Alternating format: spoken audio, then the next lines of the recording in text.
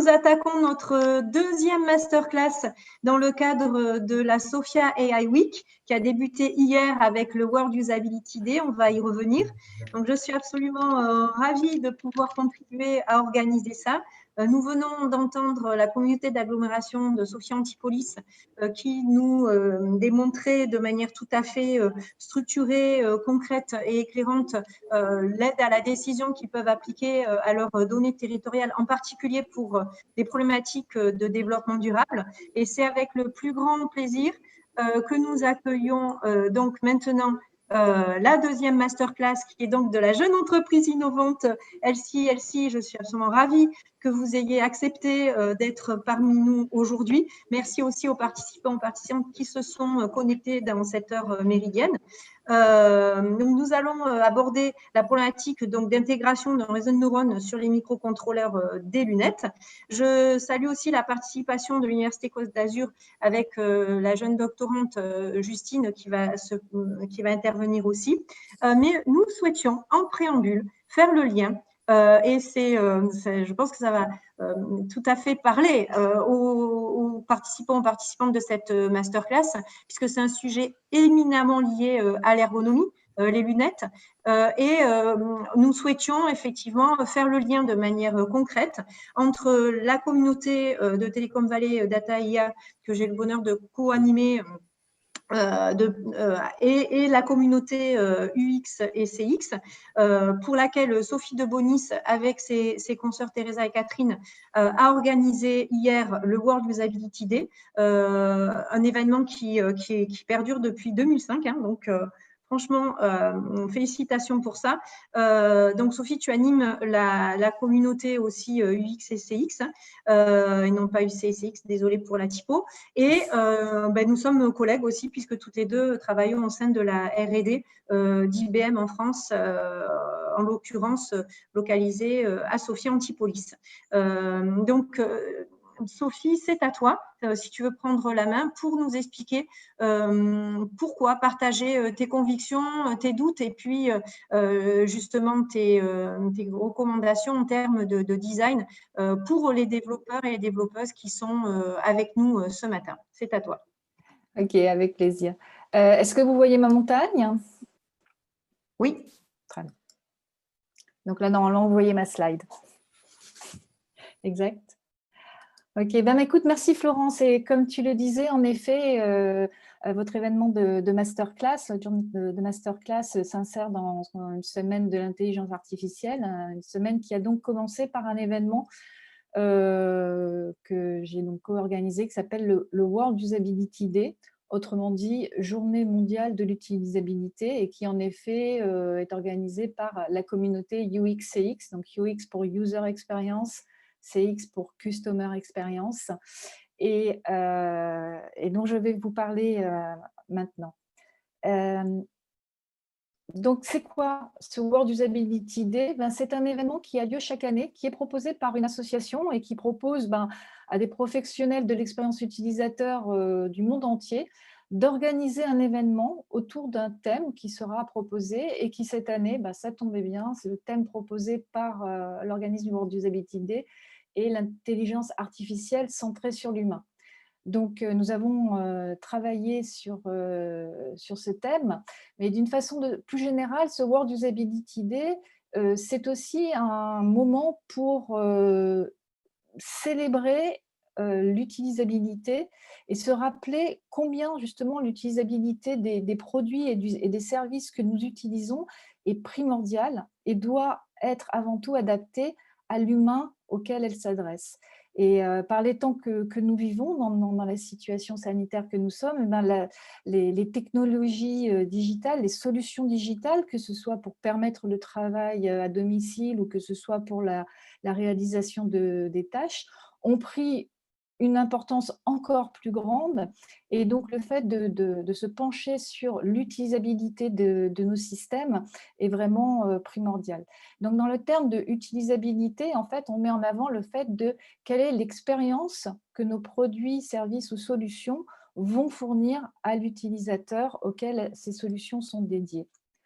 Alors, quelques mots pour ceux qui n'en auraient pas encore de notions précises sur ce que l'on entend par le thème d'expérience utilisateur, si par exemple on fait le design, alors là le mot design est à prendre dans le sens général, hein, c'est-à-dire que si on conçoit un produit, service, selon un cahier des charges, selon nos envies, mais enfin le plus souvent selon des objectifs business, il ne faut pas oublier l'aspect humain, l'aspect de la personne qui est visée par ces services, parce que sinon on peut avoir certaines surprises.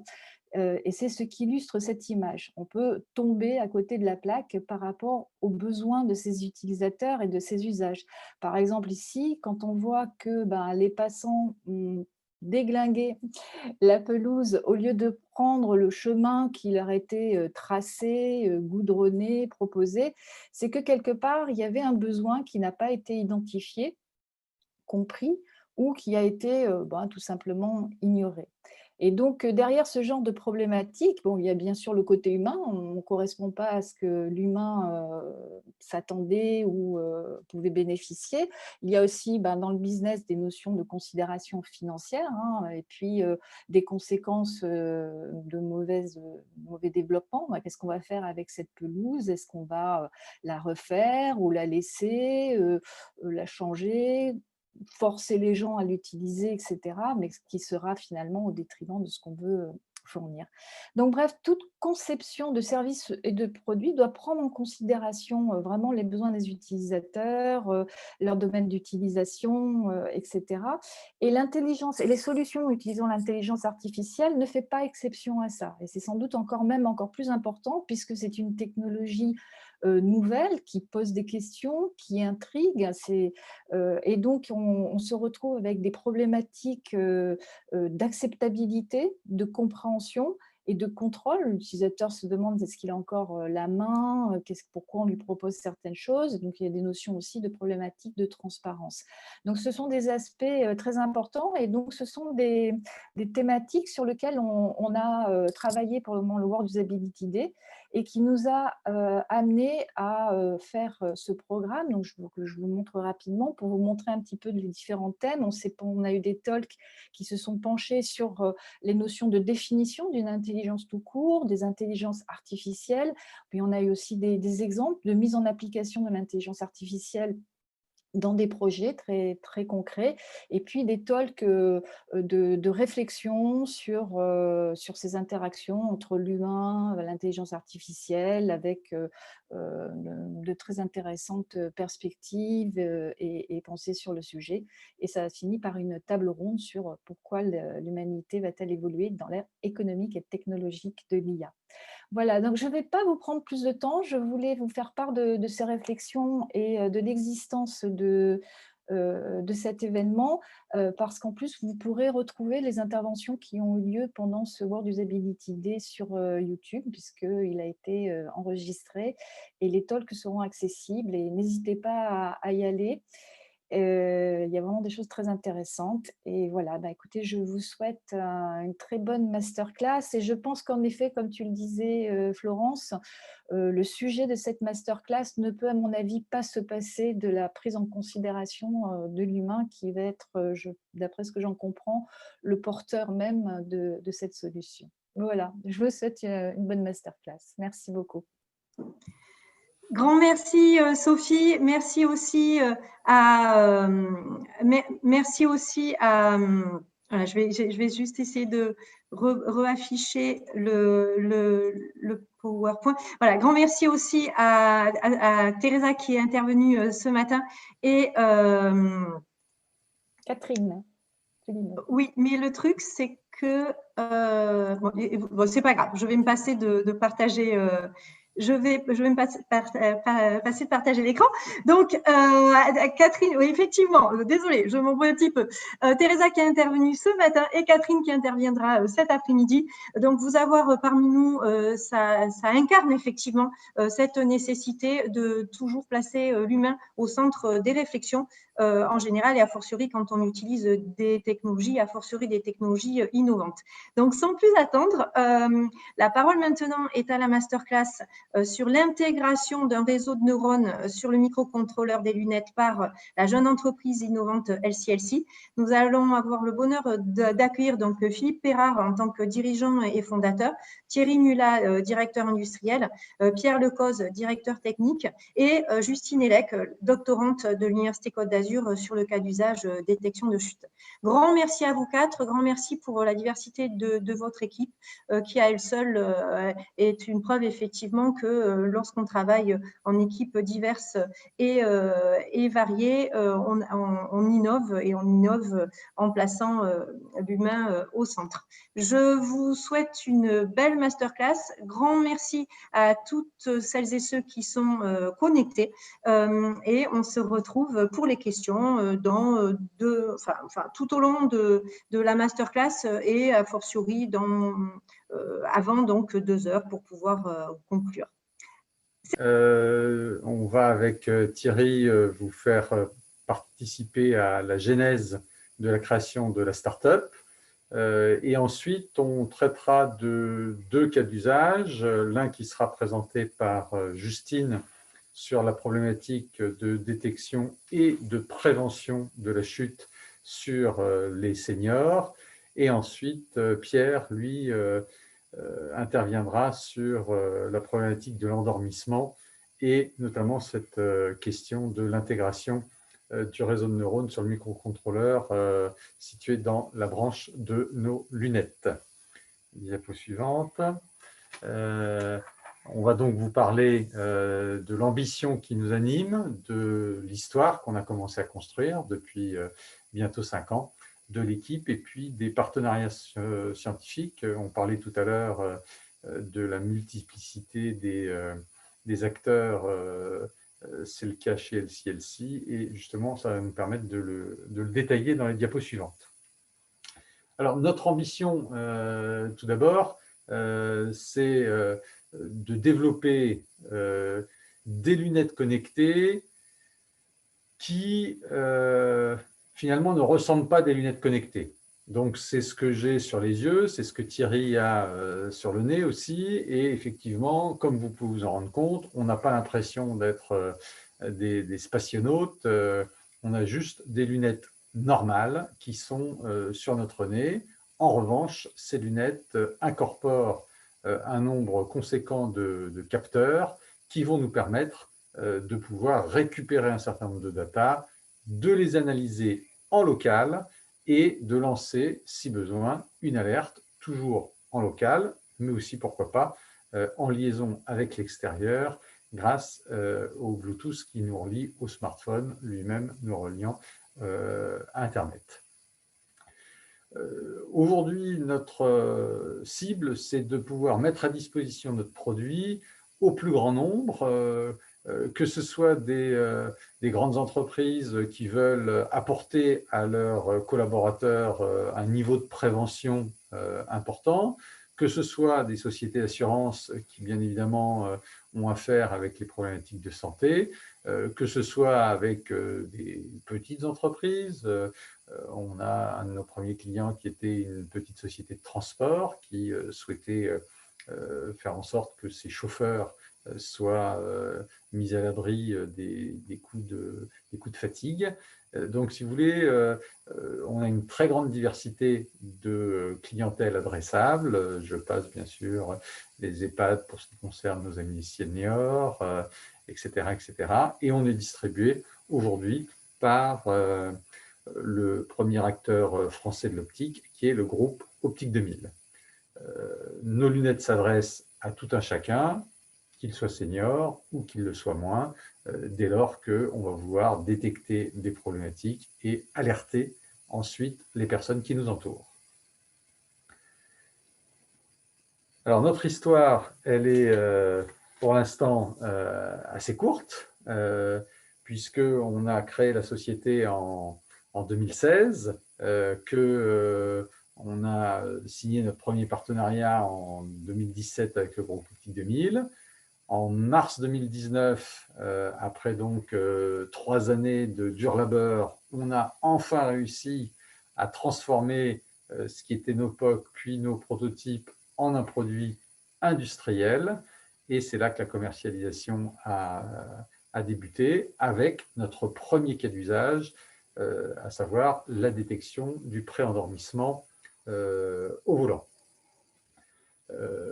On a ensuite continué à développer de nouveaux algorithmes, cette fois-ci pour préparer la sortie de la solution permettant de détecter les chutes pour les personnes âgées. Et on travaille depuis d'ailleurs un peu plus d'1 an et demi à la prévention de la chute, qui est un algorithme qui, lui, sortira courant de l'année 2021. On a des partenariats académiques, je dirais, assez nombreux sur la région. On a une demi-douzaine de partenariats, mais celui qu'on mettra, je dirais, en avant aujourd'hui, c'est celui qu'on a noué avec l'Université Côte d'Azur et plus particulièrement avec le laboratoire de recherche du LAMES, issu du STAPS, à savoir toutes les problématiques biomécaniques que l'on va pouvoir rencontrer et que tout à l'heure, Justine illustrera. Alors, on a une équipe aujourd'hui qui est composée d'une vingtaine de personnes, dans laquelle on a déjà 2 PhD. On a, en plus de l'équipe de direction, 8 salariés, 2 thésards, 2 apprentis, bientôt 3.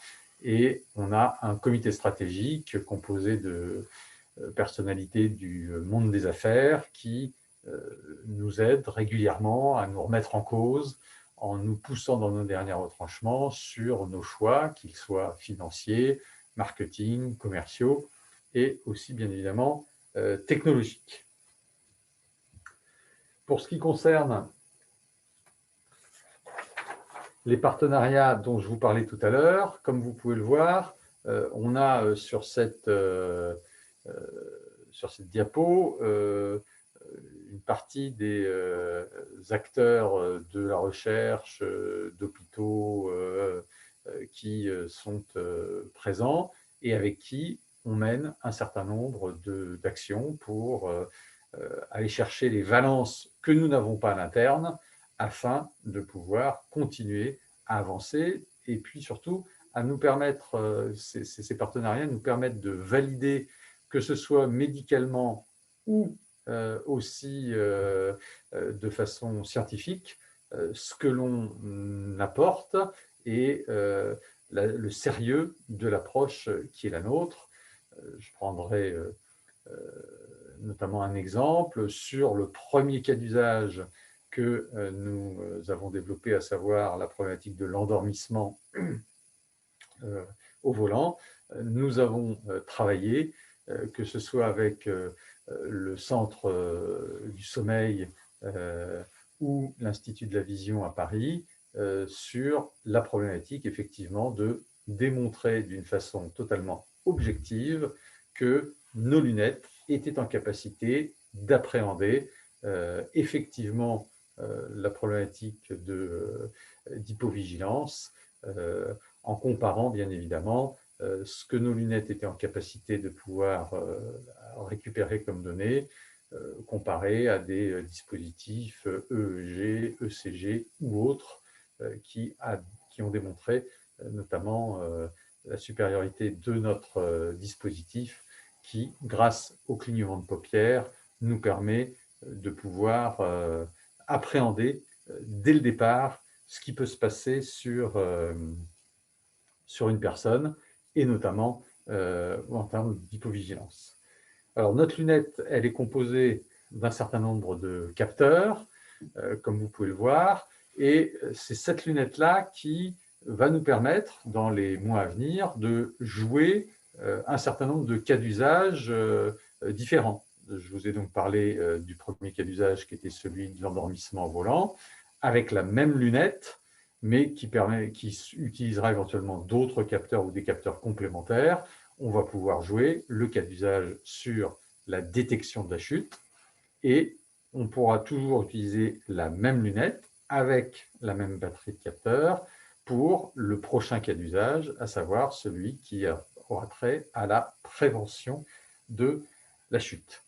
Alors, ce petit objet qui pèse à peine plus de 25 grammes, c'est-à-dire le poids moyen, voire même un petit peu en dessous de la moyenne de ce que vous avez toutes et tous sur le nez lorsque vous portez des verres correcteurs, est en fait une petite merveille de microtechnologie.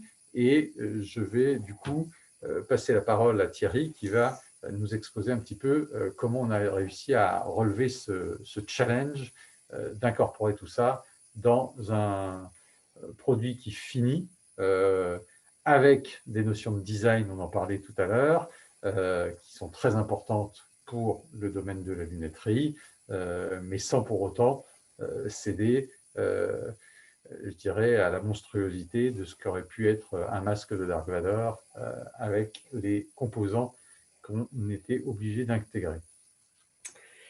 Bonjour à tous, donc je suis Thierry Muelal, directeur industriel. Comme l'a dit, Philippe a dit la majorité des choses essentielles.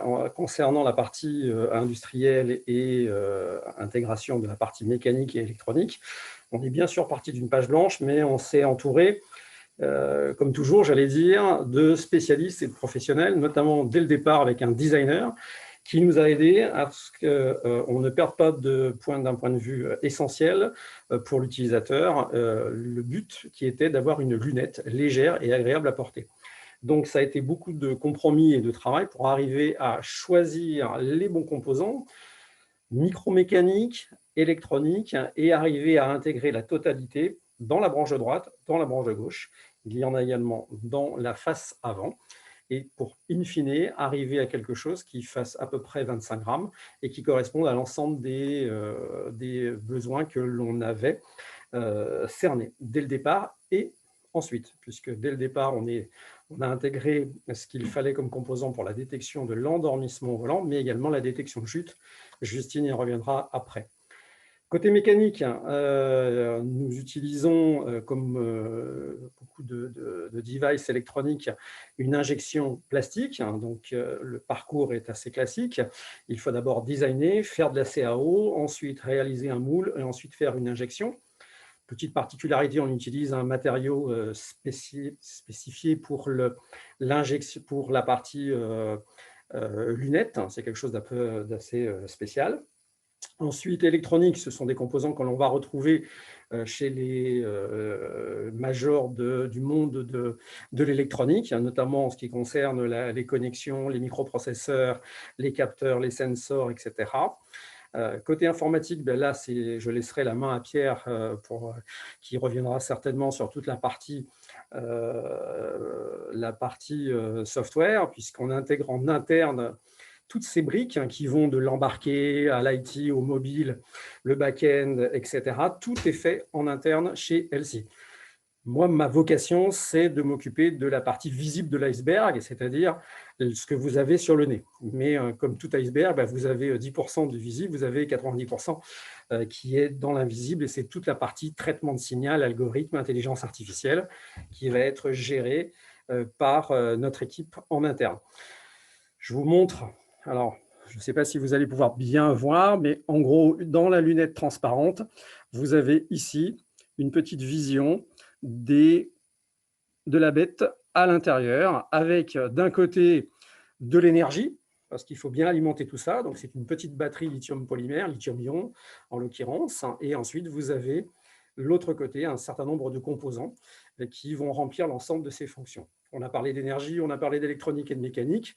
Évidemment, on a parlé un peu de design et d'ergonomie, c'est extrêmement important. Je suis porteur de lunettes du matin au soir. Justine aussi, on la voit avec sa lunette, Philippe aussi. On sait tous en tant que porteur de lunettes que si on a, pour reprendre l'expression de Philippe, un masque à gaz ou une enclume, on ne la portera pas. Donc, c'est très important d'allier l'expérience UX avec le produit technique. Voilà à peu près pour moi.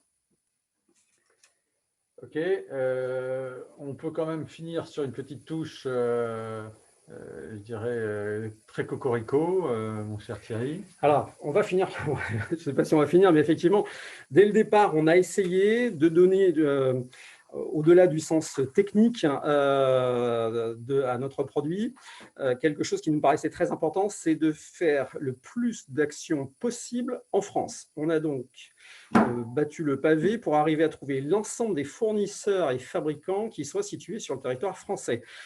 On a donc réussi à obtenir la certification OFG, Origine France Garantie, qui n'est pas un simple label, hein, c'est vraiment quelque chose qui est vérifié, comme vous le voyez, par le laboratoire Veritas. Et donc, on s'appuie à 90% aujourd'hui sur des choses qui sont faites en France, en Rhône-Alpes, dans le Jura, qui est le berceau de la lunette. Il y a beaucoup de composants micromécaniques. Et puis, l'intégration finale électronique test packaging est faite dans le nord-est de la France. Vous avez quelques photos qui sont dans le document où vous voyez une petite partie de ce que l'on peut montrer sur la production des lunettes qui est réalisée en France. Voilà. À ce jour, on a donc deux applications qui sont disponibles sur les stores, hein, que ce soit donc l'application Driver d'une part et l'application Chute d'autre part. On va se permettre avec Thierry de vous faire une petite démonstration pour que vous compreniez un petit peu le fonctionnement, et cette petite démonstration vous permettra ensuite de mieux appréhender les notions que Justine d'un côté et bien sûr Pierre de l'autre vont pouvoir vous démontrer avec le côté scientifique et, le cas échéant, l'intégration de l'intelligence artificielle. Alors, tout d'abord, ce qu'il faut savoir, c'est que pour ce qui concerne la détection de l'endormissement, on est parti non pas d'une feuille blanche, mais d'une étude menée par le professeur Brémond, qui est la chef de service ophtalmologie de l'hôpital Necker à Paris, qui a démontré clairement le lien qui existait entre l'évolution des clignements d'yeux et la notion d'hypovigilance. Vous comprendrez donc que le challenge qui nous était lancé, c'était donc de pouvoir mesurer les clignements d'yeux, l'évolution de ces clignements d'yeux, la durée de ces clignements d'yeux avec nos lunettes. C'est donc ce que l'on a veillé à faire. Tout à l'heure, Thierry vous montrait les lunettes. Ce qu'il faut savoir, c'est qu'à l'intérieur de nos lunettes, en haut et en bas de chaque cercle, nous avons des capteurs photodiodes infrarouges qui vont nous permettre justement de pouvoir comptabiliser ces battements de paupières. Et Thierry va vous montrer en direct comment effectivement on peut lire sur un visage les clignements de paupières et l'évolution des clignements de paupières. Alors, pour que ce soit un petit peu plus facile à voir, je vais prendre un téléphone un petit peu plus grand. Je crois que ça s'appelle un iPad ou quelque chose comme ça. Alors, comme vous pouvez le voir, il se passe des choses sur l'écran. Ouais, merci Philippe. Donc là, comme vous pouvez le voir, mes lunettes, alors vous ne pouvez pas le voir, mais mes lunettes sont connectées via Bluetooth avec le smartphone. Et à chaque fois que je vais avoir un mouvement sur mes yeux, vous allez voir, je vais cligner des yeux 3 fois. 1, 2, 3. Là, je vais le faire 4 fois. 1, 2, 3, 4. Je vais le faire longuement.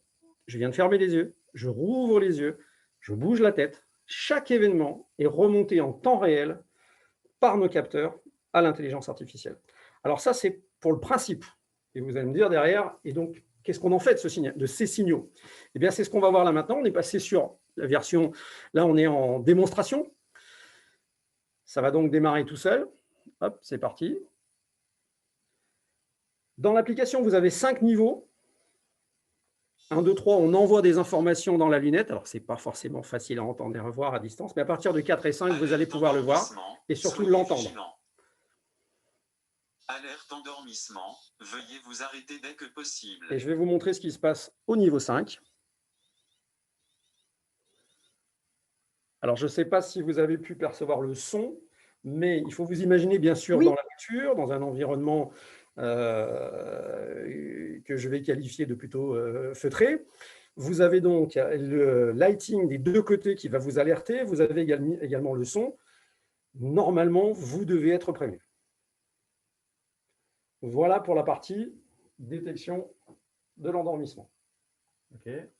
Est-ce qu'on va plus loin, mon cher Thierry? Ah, mais on va aller plus loin. Il faut Ok. juste que je me déconnecte. On va donc aller un petit peu plus loin. Donc, comme vous avez pu le voir, et je vois Florence qui nous dit qu'on a très bien entendu le son, donc c'est parfait. Merci aux moyens techniques qui nous sont mis à disposition aujourd'hui pour ce sommet de l'intelligence artificielle. Donc maintenant, on va passer à une, comment dirais-je, une démonstration un petit peu plus amusante, puisque on va vous faire une démonstration de chute cette fois-ci. Vous avez vu comment, avec les photodiodes, on était en capacité de venir comptabiliser les clignements d'yeux et l'évolution de ces clignements d'yeux, notamment. Là maintenant, on va utiliser d'autres capteurs, la centrale inertielle, pour justement mesurer, je dirais, la force avec laquelle on va pouvoir éventuellement tomber, d'une part, et d'autre part, la différence de dénivellation, bien sûr, qui va être mesurée par l'altimètre, tout ceci nous mettant en capacité donc de pouvoir mesurer comment se passent les choses. Donc là, c'est juste qu'on va baisser un petit peu la caméra. c'est ça, mais Ouais. la vessie, j'ai deux trucs, c'est pour ça que je le fais. Et je vais le Voilà. faire. Je vais le faire. Donc voilà, maintenant, vas-y. Alors, nous avons donc, là, on parle de la deuxième application. On était tout à l'heure sur Driver, là, on passe sur Serenity. Cette deuxième application, hop, vous l'avez ici, elle a deux vocations. La première vocation, ça serait si je commençais à ressentir un malaise, et si je voulais prévenir mes proches, que ce soit ma famille ou mes voisins, il me suffirait tout simplement d'appuyer sur le bouton. Alors, on va mettre un peu plus de son. Votre Voilà. téléphone. On va arrêter parce que sinon, ça prévient aussi la plateforme. Et ils reçoivent beaucoup d'appels parce qu'on fait pas mal de démonstrations. Ça, c'était l'appel volontaire. Et évidemment, on est allé beaucoup plus loin que ça, puisque l'idée, c'est que si je fais un malaise, et c'est ce que je vais faire, âme sensible s'abstenir, automatiquement, la lunette qui est connectée en Bluetooth avec mon smartphone va prendre le relais et va pouvoir passer le message. Alerte détectée. Si vous allez bien annuler cette alerte depuis votre téléphone ou enlever et remettez vos lunettes. Alors, je vous rassure, tout va bien. C'était pas un vrai malaise. Aucun animal n'a été maltraité pendant cette Aucun animal n'a été démonstration. maltraité. Voilà, là, vous avez pu voir en temps réel. Si je fais une chute, alors Justine vous expliquera bien mieux que moi tout ce que l'on a pu caractériser, parce qu'une chute, ça veut dire beaucoup de choses. Il va falloir définir ce qu'est une chute. Là, j'ai fait une chute. Je suis debout, je suis tombé sur le côté. Je dirais que c'est une chute classique.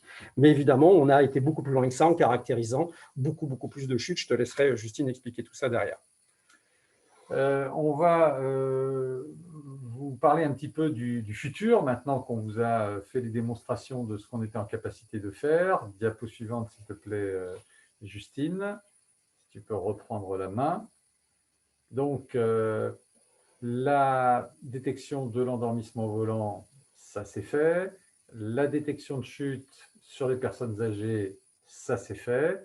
Et maintenant, on travaille sur d'autres sujets dont on vous a parlé. La prévention de la chute. Donc là, ce sera une première mondiale, c'est-à-dire pouvoir, grâce à nos algorithmes, prévenir quand la tante Agathe commence à ne plus être suffisamment stable sur ses jambes et qu'elle risque malheureusement de chuter. On est aussi en, comment dirais-je, en cours de finalisation sur le suivi d'activité, le comptage de pas, de nombre de marches, montées, etc. etc.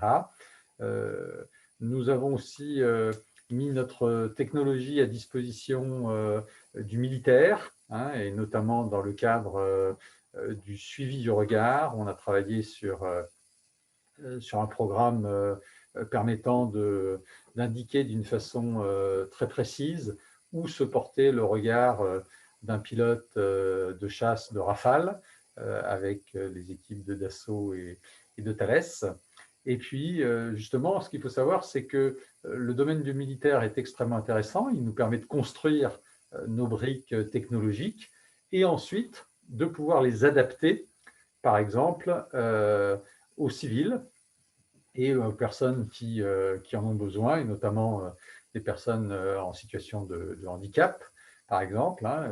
Actuellement, on est en train de voir comment, grâce à la précision que nous avons, que ce soit des clignements d'yeux d'une part, mais aussi du suivi du regard d'autre part, comment notre technologie pourrait être mise à disposition de personnes tétraplégiques ou atteintes de maladies de Charcot, choses comme ça, qui n'ont plus que les yeux pour pouvoir s'exprimer.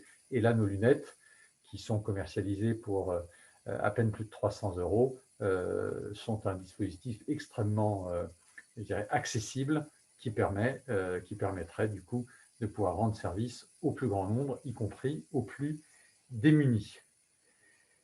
Dernière diapositive, et ensuite on va passer à d'autres démonstrations. C'est juste le rappel du fonctionnement de notre système. Collecte de données avec la quinzaine de capteurs qui sont en capacité de récupérer des données physiques, physiologiques, environnementales. Toutes ces données récupérées, bien sûr, via la lunette, vont être analysées en direct sur la puce STM32 qui est intégrée à notre lunette, avec ou sans intelligence artificielle, avec l'apport ou pas de machine learning pour pouvoir personnaliser l'algorithme. Et ensuite, grâce à les liaisons Bluetooth que nous avons avec le smartphone, nous pouvons communiquer à l'extérieur pour envoyer les alertes. C'est ainsi que, par exemple, la plateforme Tonstat Vitaris, qui est ouverte 7 jours sur 7, 24 heures sur 24, va permettre, lorsqu'on vous détecte comme étant en train de piquer du nez la voiture, on va pouvoir vous contacter via votre téléphone et les haut-parleurs via Bluetooth de votre véhicule et de vous dire « Attention Thierry, on s'est rendu compte que tu étais en train de piquer du nez, on t'a géolocalisé à tel endroit, à 5 km 260, il y a une aire de repos. Nous allons donc converser avec toi jusqu'à ce que tu atteignes sain et sauf cette aire de repos. Là, tu pourras faire ta petite sieste et repartir 1 heure ou 2 heures après, tranquillement et de façon tout à fait sauve pour la fin du trajet. Voilà, maintenant, je laisse la parole à Justine qui va vous parler de comment nous allons monter cette première mondiale de pouvoir prévenir la chute chez nos amis les seniors. Justine, à toi le micro. Parfait, merci. Bonjour à tous. Donc, je m'appelle Justine Elec. Donc, j'ai 25 ans. Je suis actuellement doctorante biomécanique à l'Université Côte d'Azur et plus particulièrement à la Faculté des sciences du sport de Nice. Donc, ce que je vous présente aujourd'hui, c'est l'application qu'on appelle Serenity by LCLC. Donc, et plus particulièrement à la prévention des chutes, donc des lunettes connectées intelligentes au service des personnes âgées. Donc, ma présentation s'articule en 3 parties. La première, je vais vous présenter mon parcours. La seconde, mes ambitions. Et ensuite, je vous parlerai de ma thèse, donc son périmètre, mes projets d'LCLC et mes études scientifiques. Donc, mon parcours, j'ai tout d'abord débuté par un bac scientifique en 2013 avec option sport. Donc, dès mon plus jeune âge, j'ai toujours été passionnée de sport, mais aussi de corps humain. C'est pour cela que je me suis tout naturellement dirigée vers une licence STAPS, Sciences techniques des activités physiques et sportives. À la fin de ma licence, je ne savais pas si je voulais être sur le terrain ou plus dans les bureaux. C'est pour cela que j'ai continué vers un master, donc un master IRHPM, ingénierie de la rééducation, du handicap et de la performance motrice. Donc, j'ai choisi ce master-là puisqu'à la fin de ce master, il y a 2 orientations possibles. Une première qui est dite de terrain, faire de l'activité physique adaptée à des personnes dites différentes. Handicapées, on peut dire soit handicapées, soit différentes. Je préfère dire différentes parce que c'est moins péjoratif. Mais également une orientation plus recherche. Donc, au cours de ce master, il y a 2 stages. J'en ai fait un dans un centre de rééducation et le second, je l'ai réalisé chez LCLC dans un centre recherche. Dans le pôle recherche pour des lunettes connectées. Donc, je suis rentrée chez eux le 15 janvier 2018. Et ensuite, j'ai continué avec LCLC pour faire mon doctorat avec une bourse CIFRE le 1er février 2019. Donc, maintenant, je vais vous présenter mes ambitions. Donc, j'avais déjà fait mon stage dans un centre de rééducation, donc je voulais faire un stage dans un autre domaine. Et donc, je voulais surtout acquérir une expérience professionnelle dans une entreprise, ce qui me permettrait de mettre en pratique ce que j'ai vu et appris à l'école, mais surtout ce qui me permettrait de me donner de vraies responsabilités avec un véritable projet en accord avec mes ambitions et mes envies. C'est pour cela que j'ai choisi LCLC, puisqu'LCLC me proposait de faire un stage avec des lunettes connectées pour valider les lunettes connectées pour un mouvement de levée de chaise. Et donc, c'était un mouvement que l'on pratique tous les jours. Tout le monde le pratique. Le matin, quand vous levez de votre lit, quel mouvement vous faites? Un lever de chaise. Une personne dite normale va se lever environ 45 fois de sa chaise. C'est pour ça que c'est un mouvement très important à analyser. Et c'est pour ça que j'ai été très convaincue par LCLC. Donc, j'ai fait mon stage là-bas. Donc, ça a été un stage très formateur puisque j'ai travaillé sur le projet donc, des lunettes pour le lever de chaise, mais j'ai fait le projet de A à Z. C'est-à-dire que j'ai fait une étude pour savoir comment analyser le lever de chaise, qu'est-ce qui était déjà fait. Ensuite, mise un protocole en route. Ensuite, recruter les personnes pour faire mon protocole. Ensuite, j'ai réalisé mon protocole. Après, j'ai dû analyser les résultats et ensuite tirer les conclusions de tous ces moments de stage. Et donc, ce que je retiens de ce stage, c'est le travail en équipe. C'était une première expérience de terrain. J'ai appris à utiliser du nouveau matériel pour analyser le mouvement et aussi la partie recrutement de personnes. C'est pour ça que j'avais pour ambition de poursuivre dans la même optique et donc d'y aller plus loin en faisant une thèse.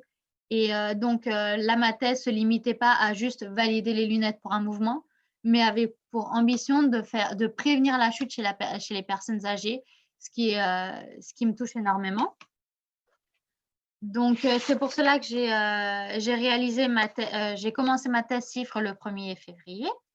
Donc, une thèse CIFRE, c'est une thèse avec une entreprise et un laboratoire de recherche. Donc, mon entreprise, c'est LCLC. Le laboratoire de recherche, comme l'a dit Philippe tout à l'heure, c'est le LAMES, Laboratoire de motricité humaine, expertise, sport, santé. Je suis également affiliée au CHU de Nice au niveau de la plateforme Fragilité, ce qui me permet de toucher un public âgé, puisque c'est un centre gériatrique. Et évidemment, je suis encore scolarisée, donc je fais partie de l'école doctorale du sciences du mouvement humain. Et donc, les exigences de cette école, c'est de faire 100 heures de formation, de réaliser 2 articles scientifiques et de participer à une conférence internationale. Et également, pour faire ces projets, comme c'est des projets très ambitieux, on a le financement de la Fondation Maïf et également de la région Sud. Donc, l'avantage de ma thèse, c'est que je fais des tâches diversifiées. Je travaille sur le terrain avec des personnes âgées, des personnes plus jeunes pour valider les outils, mais également en bureau pour réaliser de l'étude bibliographique, les protocoles, mais aussi analyser les données. Et ce qui me plaît énormément, c'est de travailler dans différentes structures avec des personnes qualifiées dans différents domaines, ce qui est assez complémentaire et enrichissant. Donc, ma thèse et mon projet dans LCLC, donc évidemment, on commence toujours par une étude bibliographique. Comme le précisait Thierry tout à l'heure, qu'est-ce qu'une chute? Une chute, est-ce que c'est quand le petit-fils il fait un croche-patte à la grand-mère, que la grand-mère tombe, est-ce que c'est une chute? Selon les revues scientifiques, ce n'est pas forcément une chute. Une chute, c'est un mouvement au cours duquel une personne est contrainte de prendre involontairement appui sur le sol ou à un niveau inférieur. Donc, quand on tombe parce que le trottoir, on a trébuché sur le trottoir, est-ce que c'est une chute? À vous de décider. Donc ensuite, avec toutes ces études bibliographiques, on a mis en place différentes études pour développer le projet. Et donc, il y a 3 grosses études qui en découlent. Donc, la validation des lunettes pour le lever de chaise et pour la marche. Et ensuite, la caractérisation de profils biomécaniques de personnes âgées chuteuses et non chuteuses à partir de tests cliniques, par exemple un test de marche de 6 minutes. Est-ce qu'on peut dire qu'une personne est à risque de chute ou non? Donc, selon des normes, oui, mais notre objectif, c'est de le faire avec les lunettes. Comme ça, nous pouvons le faire de n'importe où. On n'est pas obligé d'être dans un laboratoire, dans une clinique, pour éviter l'effet blouse blanche chez les personnes âgées. Et ensuite, on va développer un algorithme de détection et de prévention de la chute. Donc, aujourd'hui, l'algorithme de détection de la chute est opérationnel et en vente. Et nous travaillons donc sur la prévention de la chute. Donc, maintenant, je vais vous présenter très rapidement les études que j'ai réalisées. Donc, l'étude qui a été finalisée, c'est l'étude pour valider le lever de chaise. Donc, j'avais 19 participants. Donc là, on est parti sur des personnes jeunes, puisqu'on voulait avoir des levées de chaise réguliers. Et une personne jeune, on sait que normalement, sans effet contraire, elle fera toujours les mêmes levées de chaise. Donc, on avait des conditions bien standardisées en plus. On avait des vitesses confort, des vitesses faibles, avec et sans collier cervical. On avait un ordre précis à réaliser ces levées de chaise. Et ensuite, on évaluait ces personnes une semaine après pour voir si on avait un effet entre les semaines. Donc, on a vu qu'il n'y avait pas d'effet entre les semaines. Et aussi, on a pu voir qu'avec les lunettes, on avait bien un signal caractéristique du lever de chaise. C'est le signal que vous avez en bleu ici sur l'écran. Et donc, nous voyons que ce signal est bien régulier puisque la personne fait plusieurs levées de chaise. Et donc, nous avons récupéré le pic maximum d'accélération sur les levées de chaise. Et donc, nous avons vu que les lunettes, aujourd'hui, sont en capacité d'analyser les pics maximum d'accélération pour le lever de chaise. Donc, ces résultats ont été démontrés dans une revue scientifique. Donc, Sit-to-Stand Movement evaluated using an inertial measurement unit embedded in smart glasses, a validation study. Donc, cette étude a été publiée récemment, le 4 septembre 2020. Et elle a été également présentée à une conférence internationale l'été passé, en 2019. Donc, maintenant, les études qui sont en cours, il y en a plusieurs et elles sont assez complémentaires. C'est-à-dire que la première est l'évaluation des capacités physiques, donc celle que je vous disais tout à l'heure. Donc, on va déterminer s'il y a un risque de chute ou non pour les personnes. Donc, avec des tests assez simples et de cliniques, de l'équilibre, de la marche, du lever de chaise, de la force de préhension, la force au niveau des quadriceps, l'impédance mètre. Et donc, ces personnes vont être évaluées avec 3 mois d'intervalle, pour savoir s'il y a un effet entre les 3 mois si la personne reste inactive. Et au cours du premier test, on va dire si une personne est chuteuse ou non chuteuse.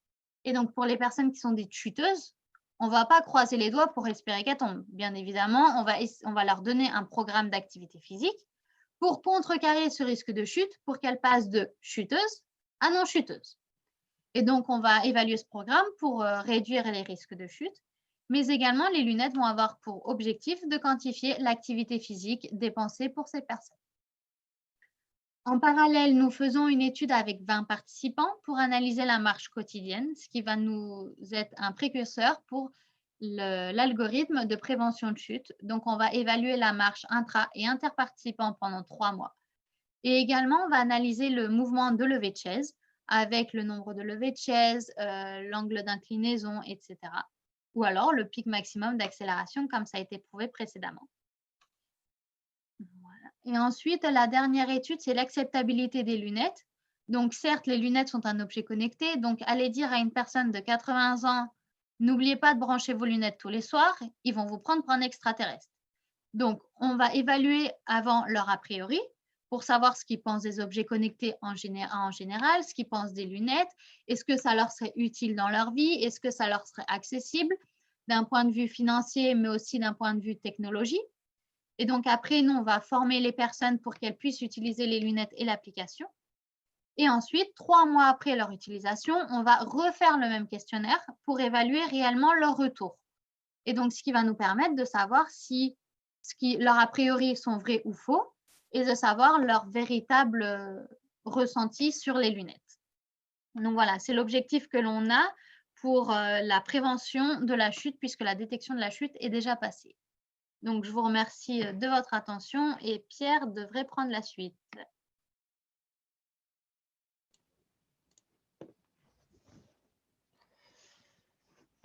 Bonjour à tous. Est-ce que vous me confirmez qu'on m'entend bien? Oui, on t'entend Pierre. J'arrête le partage pour te laisser l'écran. Ça marche.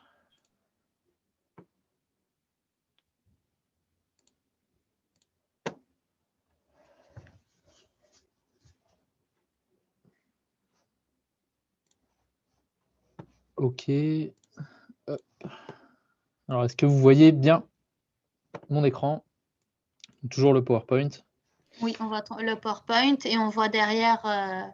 La console. C'est C'est ça. parfait, merci Mais il y a Justine. pas, ta caméra n'est pas activée. Ah, ok, je la réactive, c'est vrai qu'elle se coupe automatiquement. Voilà. C'est bon, tout est bon. Très bien. Donc, heureux de vous retrouver pour ce. Ça va être une espèce de tuto hein, sur le machine learning intégré sur microcontrôleur. Donc, j'ai mis mon écran à droite pour voir le chat. Si vous avez des questions, j'essaie d'y répondre en live. Donc, n'hésitez pas à poser vos questions sur la droite. Là.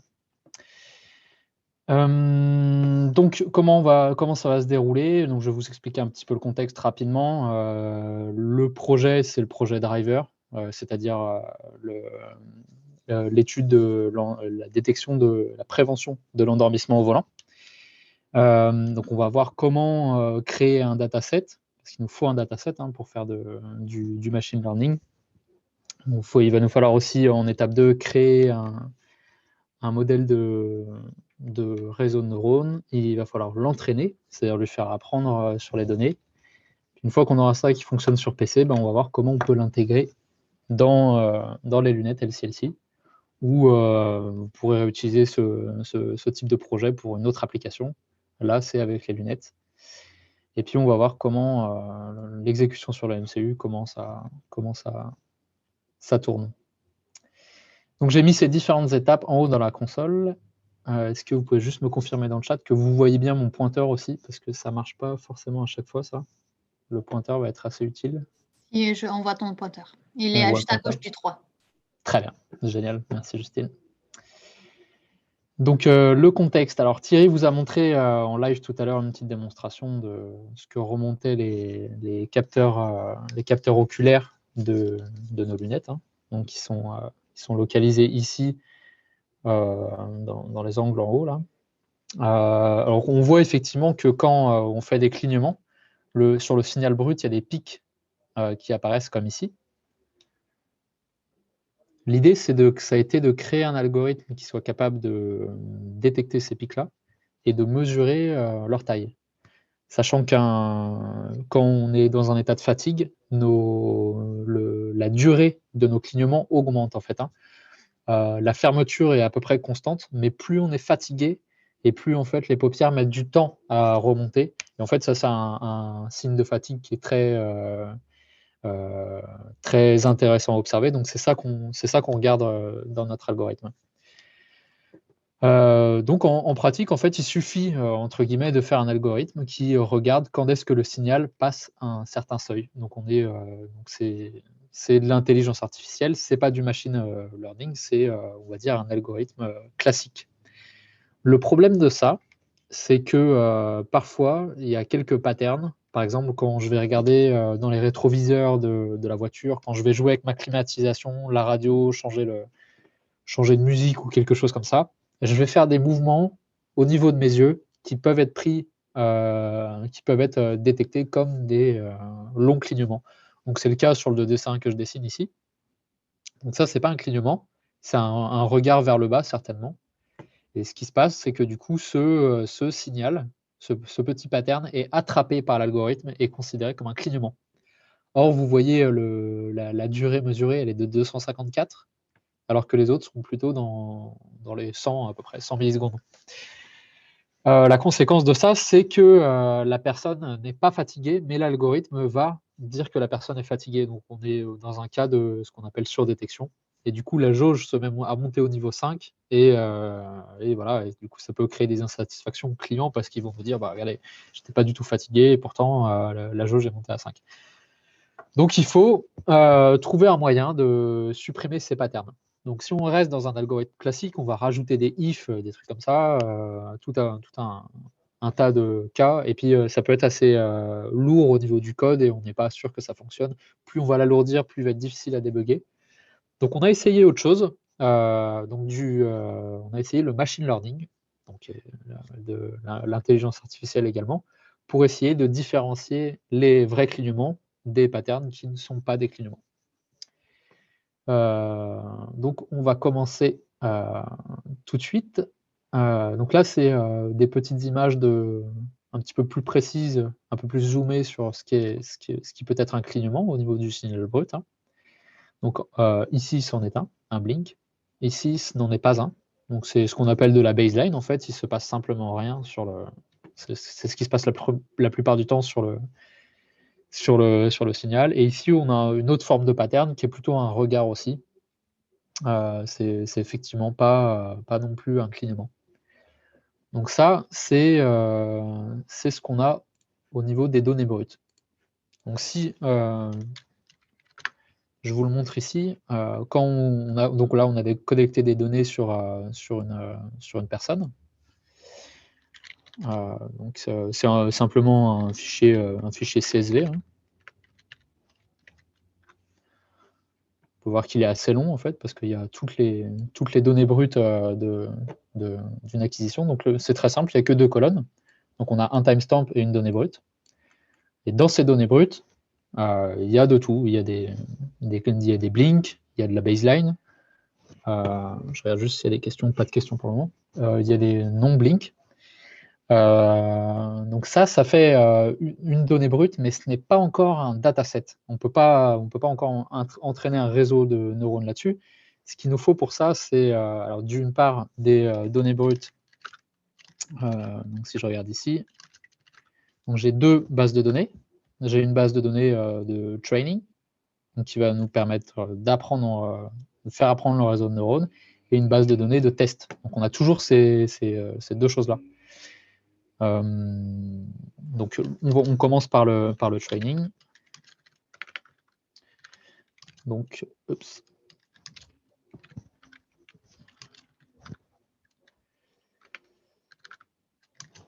Hop.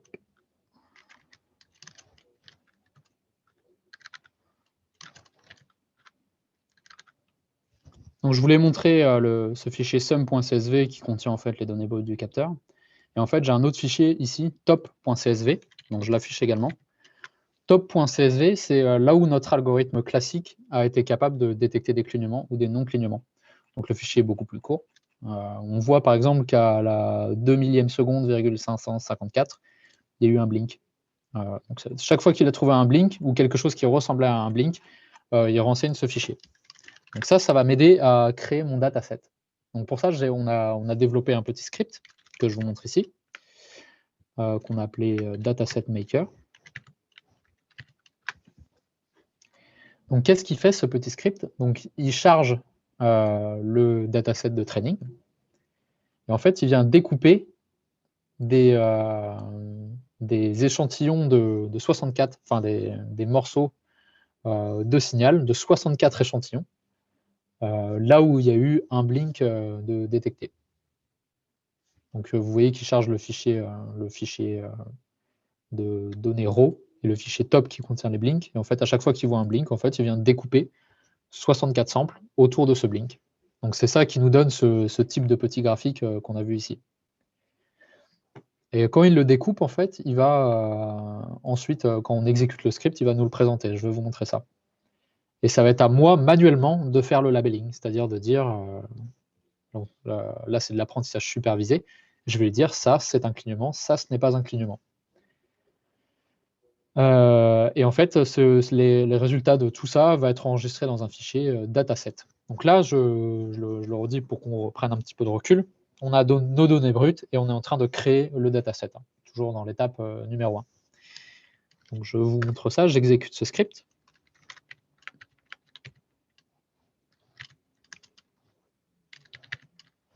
Dataset Maker.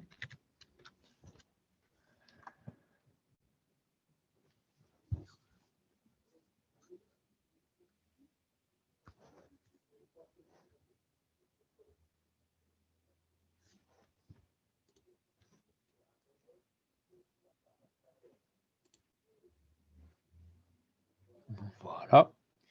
Donc là, la première donnée qui m'est présentée, c'est ces fameux 64 échantillons. Alors pourquoi 64? On en a pris 64 parce qu'on voit que, compte tenu de la taille du pattern, 64, c'est plutôt une taille idéale. Hein. Si on avait pris 32, en fait, le clignement aurait été peut-être un peu trop restreint, surtout des clignements un peu longs. Si on avait pris 128, ça aurait été peut-être trop long pour le coup. faut savoir que plus la taille d'entrée du réseau de neurones est grosse, plus le réseau de neurones va être gros, plus il y aura de neurones en fait, hein, plus ça va peser dans la mémoire flash du microcontrôleur. Là, on vise l'embarqué, donc il faut que ce soit le plus petit possible. Donc 64, ça semblait être une taille plutôt sympathique pour ce qu'on voulait faire. Ce qu'on a en dessous, c'est la donnée brute sur 3 secondes à peu près, hein. On voit de 29 à 31 ici. Ça nous permet de voir dans quel contexte le pattern se trouve. Vous pouvez voir que les données brutes, là, c'est vraiment le signal brut de chez brut du capteur qui nous donne des valeurs de 22 250 à 23 000. Donc là, c'est des données non normalisées. Donc ce qu'on fait aussi sur ces 64 samples, c'est qu'on les normalise. Donc là, c'est sur 8 bits, de 0 à 255. Alors pareil, plus on échantillonne, on a pu échantillonner sur 512, sur 1024, plus on fait de l'optimiser et plus on va être bon en termes d'énergie sur le microcontrôleur. Donc là, on a choisi 8 bits parce que ça semblait suffire. Et c'est effectivement, on peut voir que le shape du clignement est globalement respecté. Donc 8 bits suffisent pour ces échantillons, en fait, hein, pour créer le dataset. C'est important de normaliser, d'aller de 0 à une certaine valeur, de supprimer cette baseline qui est à 22 000, parce que en fait, la baseline elle va être très différente selon les gens, selon la lunette, etc. Or, plus on donne un travail un petit peu pré-mâché au réseau de neurones, et plus ça va être facile pour lui d'apprendre, et plus ça va être facile pour lui de reconnaître les patterns. Donc effectivement, on a simplement effectué une opération de normalisation sur les samples, et du coup, voilà ce que ça donne. 64 échantillons entre 0 et 255. Donc là, le petit script m'a présenté ce premier pattern. Vous êtes d'accord avec moi que ça ressemble très fortement à un blink. Donc je ferme la fenêtre. Le script me demande si c'est bien un blink, et je réponds positivement en mettant un 1. Là, le script me présente un nouveau pattern. Donc vous voyez en bas un blink, mais les 64 échantillons du dessus concernent effectivement de la baseline pure, donc pas un clignement. Je ferme la fenêtre et je réponds par 0 pour dire que ce n'est pas un clignement. Ici, on va faire quelque chose qui n'est pas non plus un clignement. On voit que c'est plutôt une sorte de... C'est un regard, un contrôle rétroviseur, quelque chose comme ça, mais pas un clignement. Du coup, je ferme et je réponds 0. Ici, ce n'est pas un clignement non plus, je réponds également 0. Donc je peux faire ça pendant très longtemps, là je ne vais pas trop le faire non plus. Je vous montre juste ce que ça donne. Je ferme la fenêtre, j'appuie sur Q pour quitter. Et en fait, du coup, là, j'ai réussi à créer mon dataset. Il est là, le 17 novembre. Donc si je l'affiche, hop, le voilà. Donc je zoome un petit peu. Alors peut-être pas trop non plus. Qu'est-ce qu'on voit? On voit simplement 4 lignes. Chacune de ces lignes correspond à un élément à traiter. Donc 4 lignes de 65 colonnes. Donc sous les premières colonnes représentent les échantillons du sample.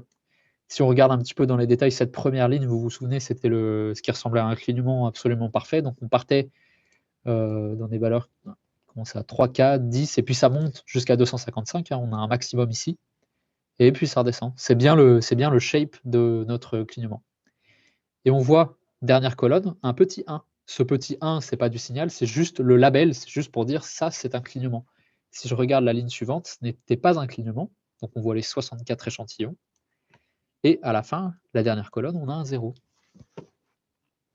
Je regardais juste si on avait des questions. Toujours pas de questions, n'hésitez pas. Une petite question, Pierre, oui. De Christophe Guillon. Pourquoi les signaux de base et normalisés sont si différents? Alors, je regarde juste pourquoi je n'ai pas vu dans le chat la question. Est-ce que tu as conversé et questions et réponses? Ok. Je n'arrive pas à les voir. Dans ce cas, Justine, si tu peux me dire les questions au fur et à mesure, ce serait top. D'accord, ça marche. Alors, la question, c'est pourquoi les signaux de base et normalisés sont si différents? Alors, ouais, alors dans ce cas, je reviens ici pour expliquer. Je relance juste le script.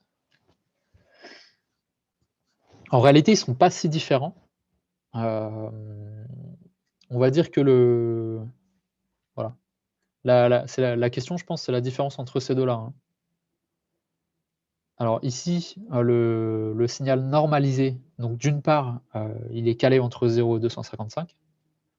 Mais surtout, il semble plus large, c'est parce qu'en fait, il est que sur 64 échantillons. Alors que le signal brut ici qu'on affiche, on a fait exprès, c'est volontaire de prendre plus que 64 échantillons pour voir le contexte dans lequel sont pris les 64 échantillons.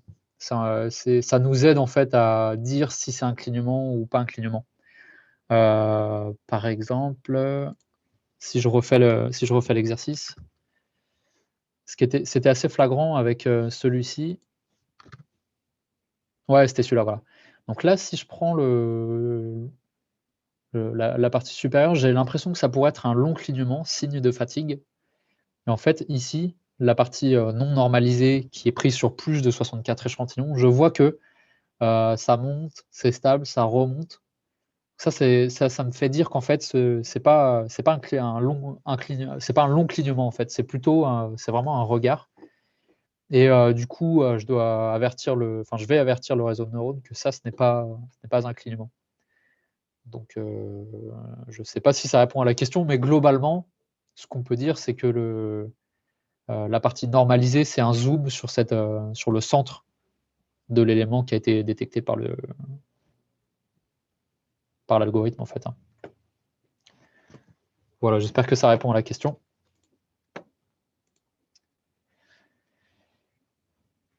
Donc je reviens sur le dataset. Donc effectivement là, donc c'est un dataset avec seulement 4 données, donc c'est beaucoup trop court.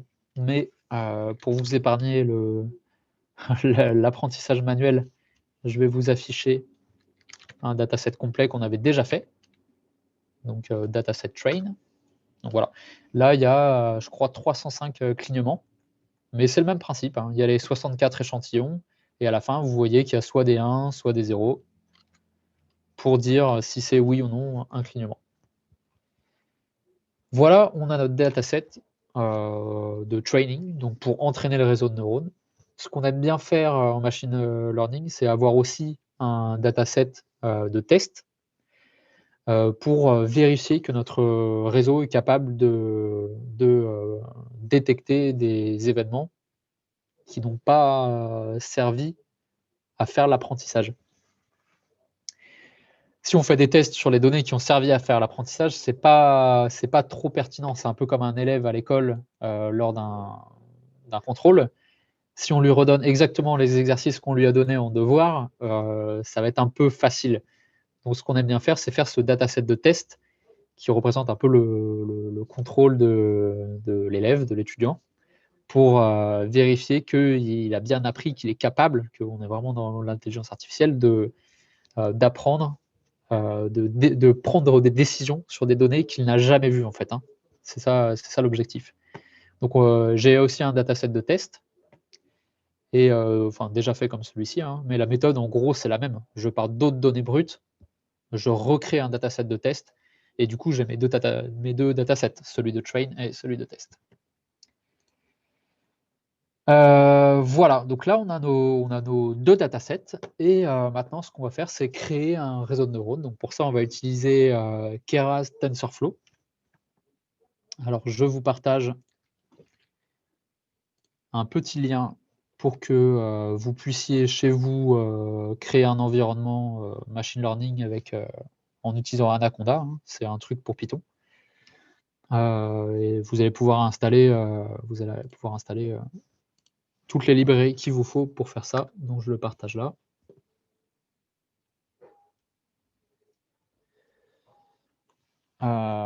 Nous, c'est ce qu'on a utilisé hein, pour se former sur ces technos. Donc c'est vraiment très bien fait. Je vous les recommande.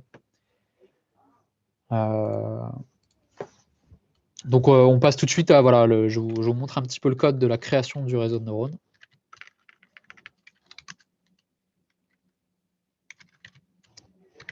un petit script qu'on a appelé CNN Maker.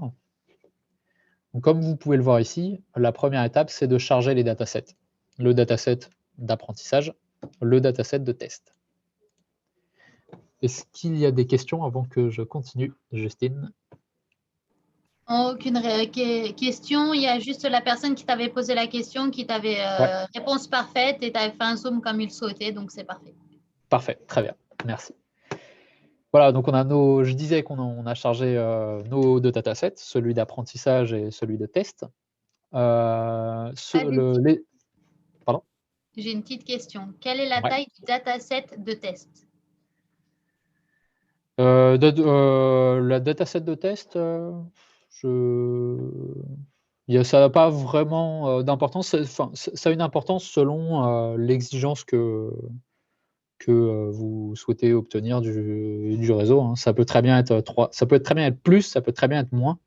Là, on va faire vous allez voir à la fin de de l'exécution de ce script, du création et d'apprentissage du réseau, qu'on fait juste un test sur une dizaine d'éléments. Et sur une dizaine d'éléments, ici, on va voir que c'est déjà assez plutôt convaincant. Donc ça peut être 10, mais ça peut être 300, ça peut être 1000. C'est vraiment à vous de voir selon le cas, quoi.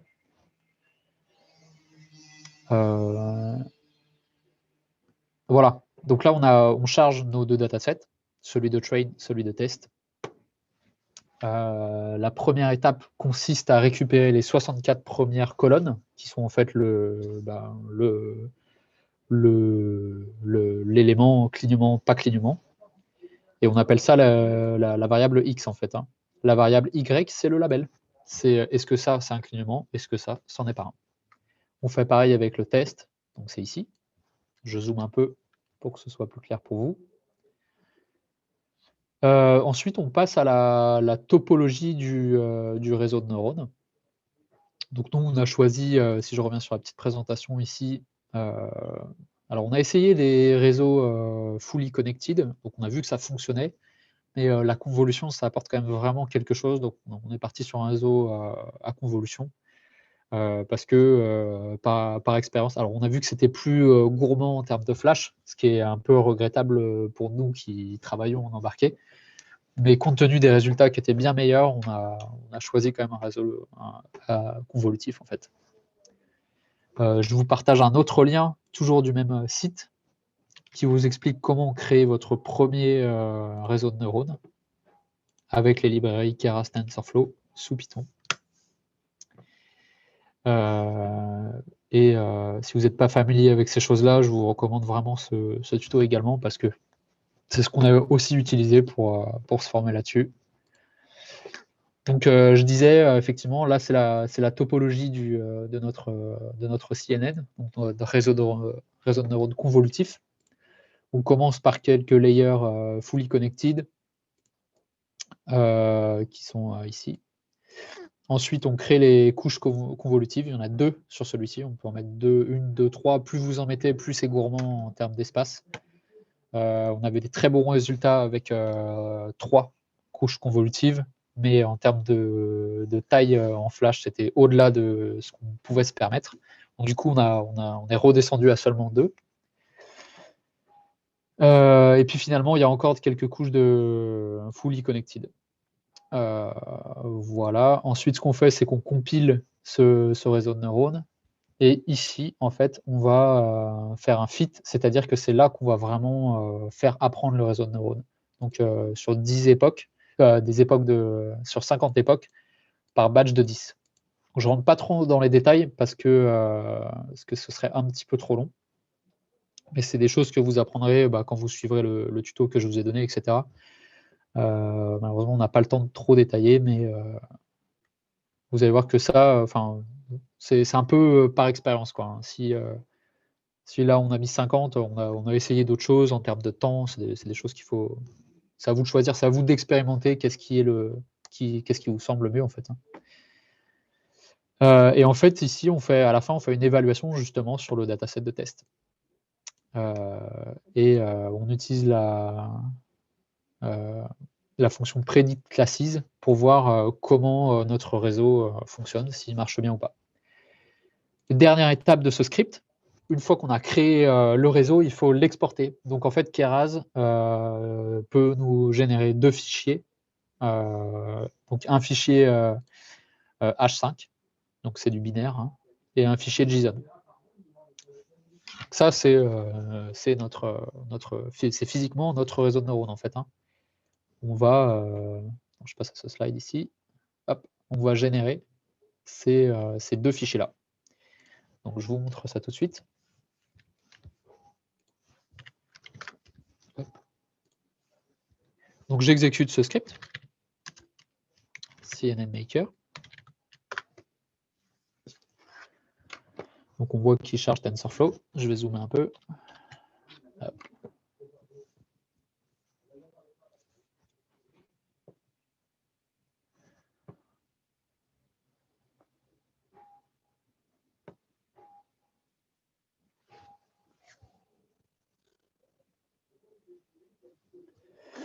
Donc on voit que là, on est vraiment en train d'effectuer l'apprentissage. On voit que la précision augmente petit à petit. Hein. Au début, sur la première époque, on était à 75%, 97, 92. On voit que ça varie comme ça. Et petit à petit, ça évolue et on voit que plus on avance, plus on va se rapprocher des 99, voire 100%.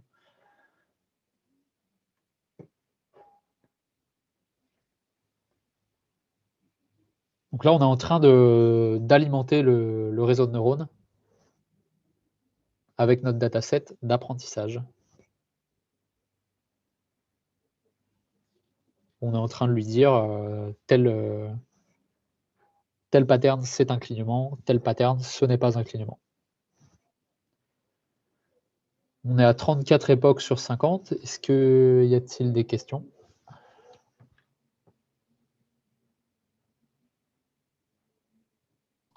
Non, aucune question pour l'instant. D'accord.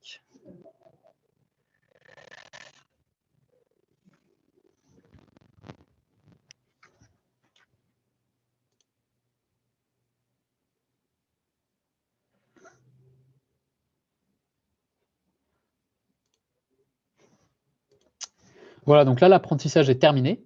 Ce qu'on peut voir, c'est que la précision sur le dataset de training est de 98,69%. Et quand on fait une évaluation sur le dataset de test, donc qui sont des données que le réseau de neurones n'a jamais vues, on a une accuracy de 98. Donc c'est un petit peu moins bon, ce qui est logique. Hein. Le réseau arrive à faire mieux sur les données avec lesquelles il a appris que sur des données qu'il ne connaît pas. Donc ça, c'est plutôt logique. Et ici, on a un petit échantillon des essais qui sont réalisés. Ici, on s'attendait pour un sample, on s'attendait à avoir un 1 pour dire un clignement. Le résultat prédit par le réseau de neurones, c'est bien 1. Ici, 0, on a bien 0. Ici, 1, on a 1. 0, 0, 1, 1. Donc, en fait, ça colle avec ce qu'on a souhaité, avec ce qu'on souhaite, en fait. Hein. On voit que le réseau a bien appris, est capable de discerner ce qui est un clignement de ce qui n'en est pas un. Voilà, donc là, c'est la fin de cette étape-là. On a réussi à créer un dataset, on a réussi à créer un réseau de neurones, on a réussi à le faire tourner sur le PC. Maintenant, le challenge, c'est de le faire tourner dans l'univers embarqué. Alors, ça, c'est un challenge qui nous est très facilité par un outil de ST, donc, qui fonctionne sur les microcontrôleurs ST exclusivement. Donc, je fais un petit détour sur ce petit outil parce que je ne suis pas sûr que tout le monde le connaisse. Oui. Excuse-moi de te couper, ouais. J'ai une petite question. Ouais. Pourquoi le pourcentage accuracy 98,69 n'est pas celui de l'époque 50?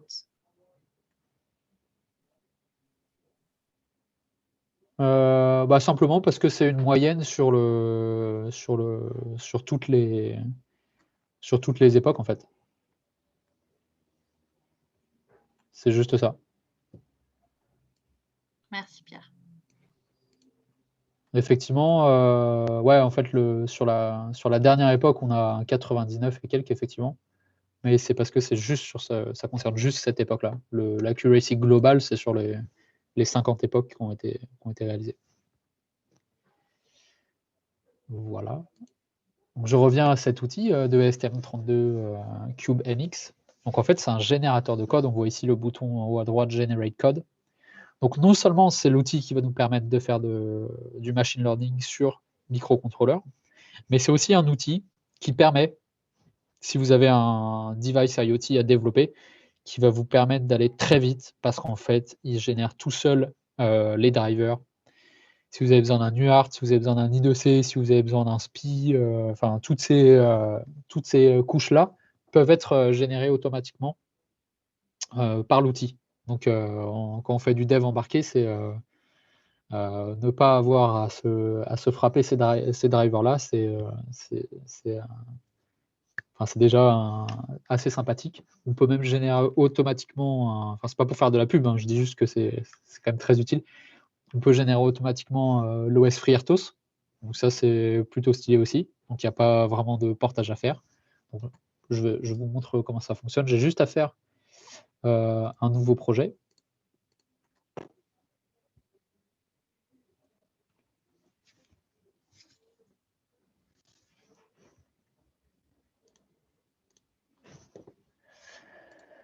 Je peux soit préciser un MCU dans ces familles-là, soit choisir une board d'évaluation. Donc, par exemple, je peux prendre une Nucleo.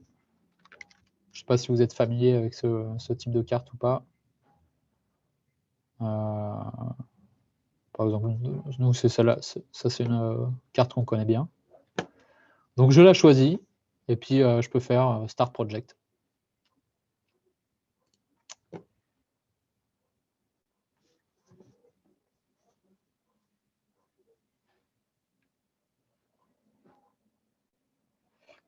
Donc là, ça met un petit peu de temps. Voilà. Donc là, j'ai toutes les pins de mon MCU. Donc, je peux les modifier. Si je regarde la connectivité, par défaut, il m'a mis un UART. Il m'a activé l'UART 2. Si j'ai besoin d'un deuxième UART, je clique dessus et je peux l'activer. Voilà. Je peux lui paramétrer le baud rate. Là, c'est du 115.2, je pourrais très bien mettre 9006, etc. Donc, en fait, ça me génère le driver UART automatiquement. Si je veux un FreeRTOS, du coup, je fais FreeRTOS et j'active un FreeRTOS. Et là, du coup, j'ai mon FreeRTOS direct. Avec la configuration en bas. Par exemple, le tick, ces choses-là. Donc, vraiment très pratique. Une fois que j'aurai cliqué sur le bouton Generate Code, j'aurai mon FreeRTOS avec mes drivers, les primitives pour faire des appels sur un write sur le TX, un read, etc. Donc c'est très sympathique. Et donc pour la partie intelligence artificielle, en fait, il faut que vous alliez ici, donc dans Additional Software. Et en fait, vous choisissez ici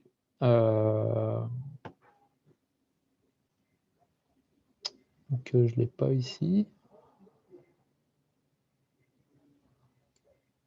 Alors je ne sais pas pourquoi je ne l'ai pas là.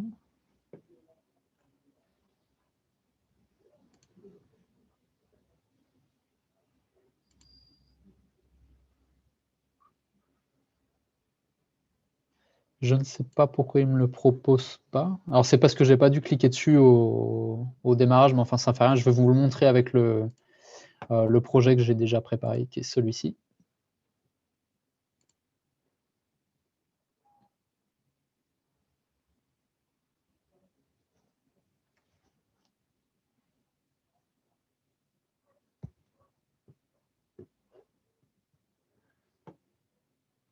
Donc voilà, ça c'est notre projet. Additional Software. Donc là, il apparaît effectivement, parce qu'il avait été coché. Donc vous le voyez ici, en fait, il vous suffit de cocher Core, ici, et de faire OK, et du coup, ça génère, ça va en fait intégrer dans votre projet les librairies pour faire de l'intelligence artificielle. Je rappelle que l'idée ici, j'avais un petit slide pour que ce soit plus clair. Je vous ai dit tout à l'heure, on a généré un modèle H5 et un modèle JSON, une fois qu'on avait créé notre réseau de neurones et qu'on l'avait entraîné. Et en fait, dans le monde de l'embarqué, vous le savez certainement, on n'utilise pas de H5, on n'utilise pas de JSON ou très peu. on utilise des fichiers à compiler en C. 99,9% du temps, on est sur de l'embarqué. On est sur du C, parfois du C++, c'est assez rare aussi. Donc du coup, l'idée, c'est, via cet outil, de convertir le format réseau de neurones de Keras en fichier C. Donc c'est ce que je vais faire ici.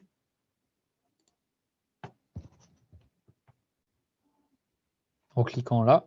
Alors, je supprime celui-ci. Et vous voyez que c'est assez simple en fait, hein. J'ai juste à spécifier que c'est un modèle qui a été généré via Keras. Donc ça peut être fait par d'autres frameworks, hein. Il y a Lasagne, Café, TF-Lite, etc. Nous, on a utilisé Keras, donc on lui dit ici. Et aussi, ce qu'on a fait, c'est qu'on a chargé modèle et topologie. C'est-à-dire qu'il y avait le fichier H5 et le fichier JSON. Donc, il suffit d'aller les chercher ici. Donc, ça, c'est le fichier H5 qu'on vient de créer. Ça, c'est le fichier JSON qu'on vient de créer. Et en fait, je peux faire un analyse. Et donc là, en fait, je vais pouvoir savoir l'occupation en flash, l'occupation en RAM, qui sont des ressources un petit peu critiques pour en embarquer. On a besoin de savoir ce que ça va occuper parce qu'on est assez limité, contrairement à ce qu'on a sur un PC.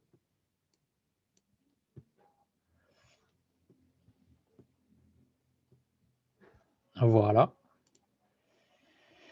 Alors, ce qu'on peut voir, c'est qu'en flash, il prend 93,14 kg, ce qui est quand même assez conséquent, et en RAM, il prend 8 kg.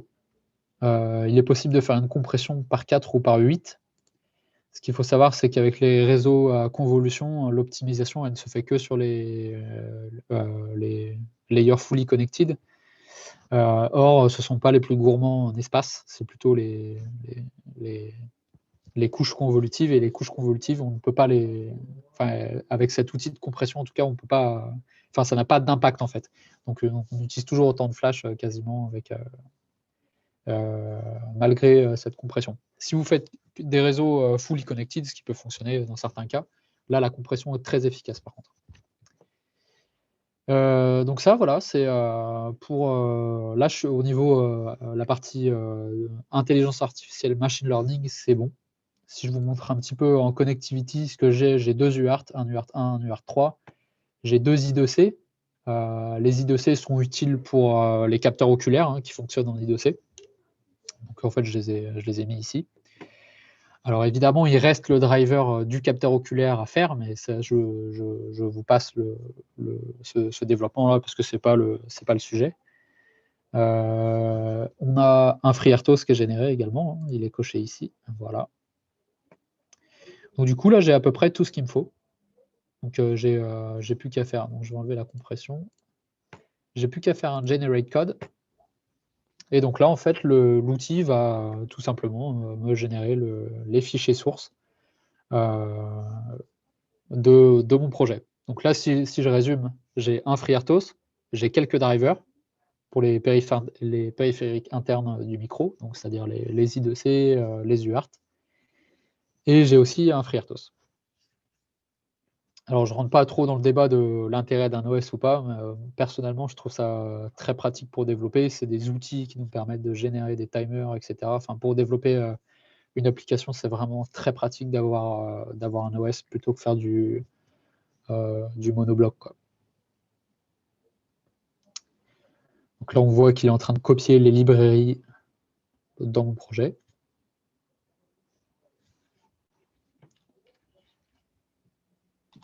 Pierre? Oui. Petite question. Pourriez-vous dire quelques mots de FreeRTOS? Quelques mots de FreeRTOS. FreeRTOS, donc c'est comme son nom l'indique, c'est un OS, un Operating System embarqué qui est gratuit et qui est très populaire dans le monde de l'embarqué. Donc, qui permet de créer des tâches, des tâches où on appelle également ça des threads. Donc, c'est pour ça que je dis que c'est très pratique parce que, par exemple, vous pouvez créer une tâche pour gérer la partie énergie de votre système embarqué, créer une autre tâche pour gérer les capteurs oculaires, créer une autre tâche pour récupérer les données oculaires et traiter l'algo, créer une nouvelle tâche pour demander au réseau de neurones de faire des inférences. Et tout ça s'exécute en parallèle, en fait. Donc, c'est pour ça que FreeRTOS, c'est très pratique. Si on fait du monobloc, en fait, c'est beaucoup moins efficace, beaucoup moins agréable à coder. Parce qu'il faut faire plein de variables globales, des espèces de machines d'état et tout, alors qu'en fait, avec un OS comme FreeRTOS, finalement, c'est un peu comme sous Windows. Hein. Là, je suis en train d'exécuter je suis en train d'exécuter mon explorateur Internet pour faire cette conférence. En même temps, je vous montre cet outil qui fonctionne.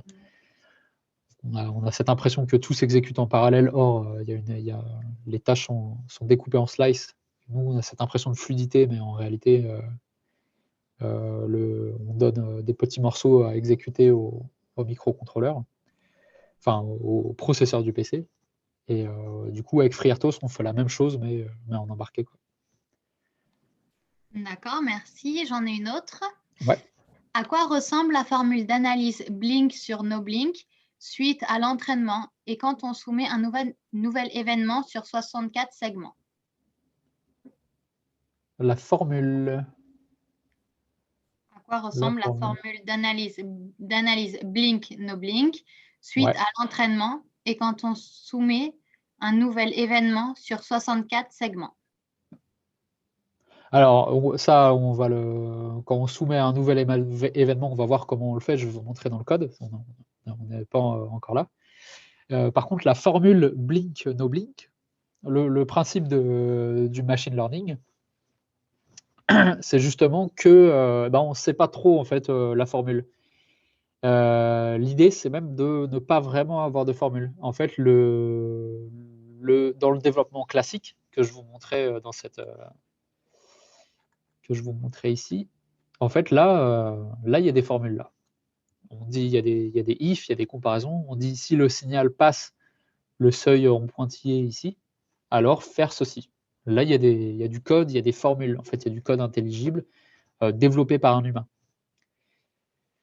Quand on utilise un réseau de neurones, on s'intéresse pas vraiment à comment le réseau de neurones a appris, parce que de toute façon, c'est un petit peu, enfin, peu de gens peuvent savoir vraiment ce qui se passe, sauf les gens qui développent ces technologies-là. Mais une fois que c'est en place, c'est des histoires de poids dans les réseaux. Il n'y a pas de formule à proprement parler, justement.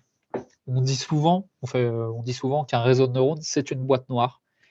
Et d'ailleurs, c'est l'inconvénient de cette technologie, c'est qu'en fait, on ne maîtrise pas tout à fait la formule. C'est la question que vous posez. On ne sait pas exactement ce qui se passe à l'intérieur. Donc, ça peut avoir un côté un petit peu flippant. L'idée, mais en fait, le principal avantage, c'est qu'on n'a pas besoin de coder. Hein. On a montré au réseau, ça c'est un clignement, ça ce n'en est pas un. Débrouille-toi avec ça. Et l'idée, c'est que de lui-même, il soit capable par la suite de faire cette différence-là. Donc c'est ça qui est très intéressant. Et d'un autre côté, on gagne beaucoup de temps comme ça. Par contre, on ne sait pas, on n'a pas la formule de comment il détecte ou pas un clignement. Voilà. Et merci. Pas de questions? Non, pas pour l'instant. Ok, merci Justine. S'il y en a d'autres, je reviens. Très bien. Donc là, l'outil STM32CubeMX me propose d'ouvrir le dossier. Donc ce que je fais, je vous le partage. Donc il y a plusieurs choses qui sont générées. Hein. Il y a un fichier IOC. IOC, c'est IOC. C'est le fichier projet, hein, simplement. Et en fait, on voit que dans les sources, on a nos deux fichiers C qui sont ceux du réseau de neurones. Donc c'est ce que je vous montrais ici. On est bien parti de notre modèle H5 et de notre modèle JSON, et on les a convertis en fichier C. Donc c'est embarquable en fait dans un microcontrôleur. Qu'est-ce qui a été généré d'autre? On a un main, on a des fichiers HAL, donc c'est Hardware Abstraction Layer, donc c'est ce que je vous disais, c'est les I2C, c'est les UART, etc. SI1153, ça c'est les drivers des capteurs oculaires. Donc ça c'est moi qui les ai écrits, évidemment l'outil de générateur de code ne peut pas non plus tout faire, il reste un peu de boulot de notre côté. Voilà, et si je regarde dans le main, donc là ça va répondre à comment ça fonctionne. Donc j'ai utilisé la tâche par défaut de FreeRTOS, donc on a bien une tâche pour venir lire ce qui se passe sur les SI53, donc c'est sur la boucle ici. Donc là je fais appel à mes drivers de capteurs oculaires, je viens récupérer des données, et je viens remplir un buffer tournant d'une taille de 64. Qui s'appelle simplement AI Buffer Input. Donc en fait, en permanence, je viens remplir ce buffer-là. Et AI Buffer Output, c'est le résultat de mon inférence. C'est le résultat de, du coup, qu'est-ce que le réseau de neurones a détecté. Est-ce que c'est un clignement ou pas? Ça va être stocké dans ce buffer. Ce buffer, il a une taille de 1, parce qu'en fait, on n'a qu'une seule sortie sur ce réseau de neurones. Le buffer d'entrée, lui, il a une taille de 64, parce qu'en fait, on avait 64 samples dans le dataset, et qu'on a dit au réseau que sa taille d'entrée, c'était 64, simplement. Et à chaque fois qu'il y a un run qui est fait sur le réseau de neurones, et du coup, on va afficher le résultat. Donc, c'est ce qu'on verra tout à l'heure, c'est NN result ici. Voilà. Voilà un petit peu pour le code. Je passe un petit peu vite dessus, mais je pense que vous avez un peu compris l'idée. On a une grosse boucle qui récupère des informations sur les SI1153, et quand on a des paquets de 64, on les envoie au réseau de neurones. Le réseau de neurones nous dit « Ok, ça c'est un clignement, ça c'en est pas un ». Voilà. Donc là, on a notre code source. Donc on va pouvoir le compiler. Vous pouvez voir que tout est ici. Donc je fais un make.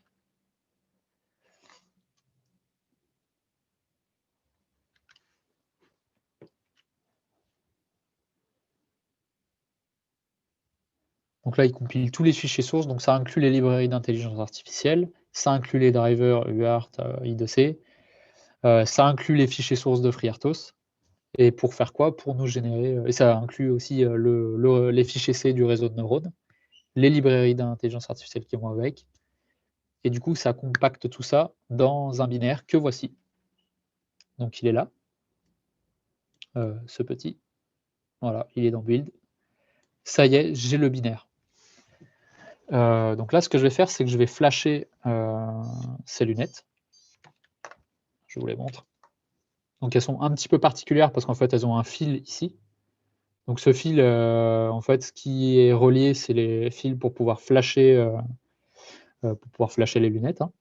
Et également, en fait, pour sortir les informations. Hein. Ce que je vous ai dit dans le code qui était dans le main tout à l'heure, je vous ai dit, regardez, on va voir le résultat, je vais l'afficher. En fait, c'est via l'UART. Donc ça va s'afficher dans ma console. Et en fait, ça passe aussi par ce fil-là. Donc là, en fait, je ne sais pas s'il y a des questions, Justine. J'en ai une, oui. Ouais. Est-ce que c'est un échantillon sur fenêtre de temps glissante? Oui, tout à fait. Ouais, tout à fait. C'est en fait le buffer, on le remplit en permanence. Par contre, ce serait un petit peu trop gourmand à chaque échantillon de demander au réseau de neurones si c'est un clignement ou pas. Donc, du coup, on le fait tous les 10 samples. Tous les 10 samples, on balance la fenêtre glissante au réseau de neurones. Donc, dans le buffer d'entrée qui s'appelait AI Buffer Input. Tous les 10 samples, on l'envoie, on fait une inférence, et là, on voit ce que le réseau nous donne.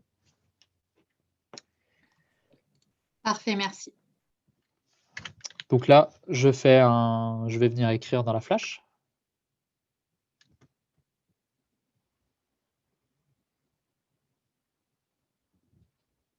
Donc ça y est, le binaire est flashé.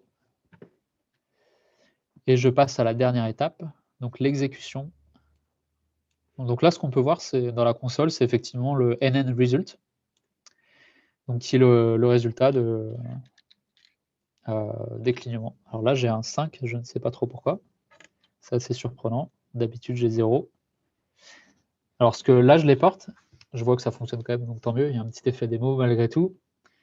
Donc, quand je ne cligne pas, on est plutôt vers 5. Et dès que je fais un clignement, vous pouvez voir et sur la caméra et sur la console qu'en fait, le réseau de neurones arrive effectivement à détecter les clignements, puisque en fait, le résultat monte. C'est un résultat entre 0 et 100. Hein. Donc là, ce qu'on peut interpréter, c'est que quand il met 5%, c'est qu'il est très peu sûr qu'il s'agisse d'un clignement. Et par contre, dès que je ferme les yeux, effectivement, il reconnaît bien ce pattern de clignement, et du coup, il arrive à l'identifier. Voilà. Donc c'est la fin de cette petite démonstration. Ce que vous avez pu voir, c'est que du coup, les deux approches sont possibles. L'approche classique avec du code, avec des if, etc. Et l'approche machine learning qui semble aussi fonctionner. Merci à tous. S'il y a d'autres questions, je vais les prendre également. Hein.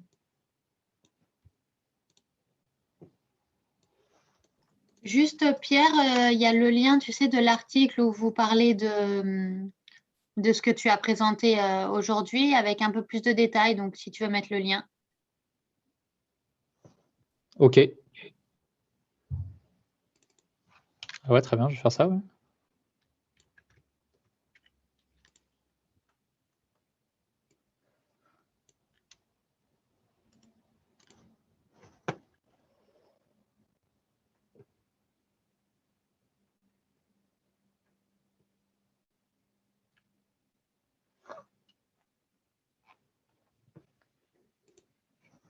C'est ce que je suis en train de faire là ou pas?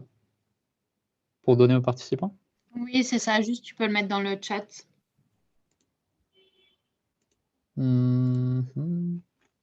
C'est-à-dire sur cette page, de faire quoi?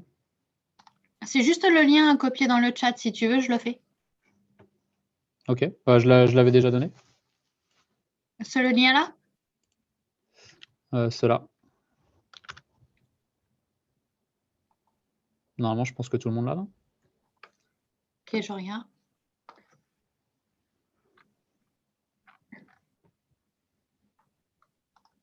Oui, Salim me répond. Merci Salim. Avec plaisir, Hervé.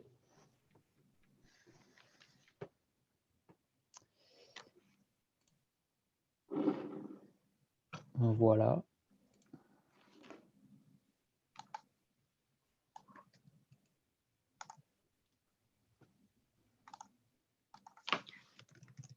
Bon, s'il n'y a pas d'autres questions, je pense qu'on peut arrêter là. Je vais redonner la parole à Florence, peut-être. Merci à tous, en tout cas. Merci beaucoup, Pierre, et grand merci à Justine d'avoir facilité cette masterclass. On voit que votre travail d'équipe est vraiment concret et tout à fait fluide, et ça fait vraiment plaisir à voir. Merci aussi à l'introduction qui a été faite en début, où on comprend bien la genèse et votre orientation, votre réinvention au fil de l'histoire de LCLC. Personnellement, je trouve que c'est une belle histoire, justement, parce que ça part d'une intention évidemment commerciale, mais aussi fondamentalement centrée sur l'humain et la façon dont la technologie peut aider à améliorer la vie au quotidien, que ce soit dans le cadre privé ou dans le cadre professionnel. Je suis aussi enchantée de voir les connexions qui peuvent se faire entre l'université et les entreprises, et en particulier au sein de l'université Côte d'Azur, incarnée ici par Justine. Merci beaucoup aussi donc à Pierre pour cette démonstration en live, où tu as eu l'audace de faire cette masterclass de bout en bout avec cette démonstration tout à fait concrète, et bien sûr aux intervenants d'avoir osé poser des questions, parce que, comme on le dit depuis hier, on on sait un certain nombre de choses, mais on sait surtout qu'il y a encore beaucoup de choses à apprendre et à comprendre. Donc, s'il n'y a pas d'autres observations, questionnements, partage de convictions ou de doutes, eh bien, nous allons clôturer cette masterclass-là en remerciant encore nos intervenants. Nous nous retrouvons à 2h10 pour la prochaine masterclass faite par l'Université Côte d'Azur. Et vous pouvez effectivement continuer là quelques instants, si vous le souhaitez, à interagir avec Philippe, Thierry, Pierre et Justine. La parole est à vous si vous le souhaitez.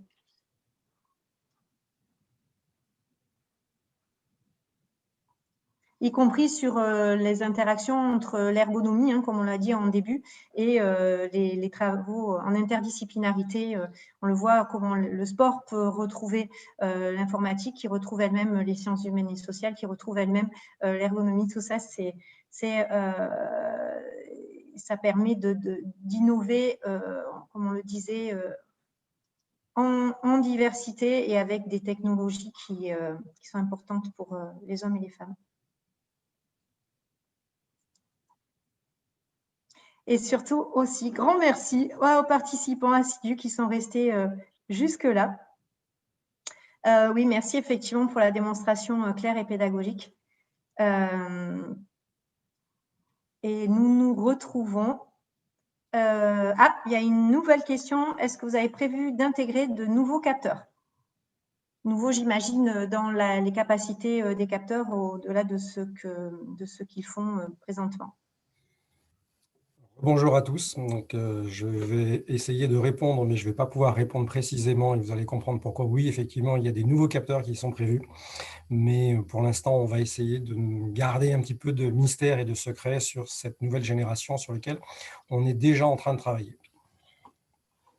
Merci Thierry, on comprend tout à fait que vous gardiez effectivement un certain nombre d'informations. Hein.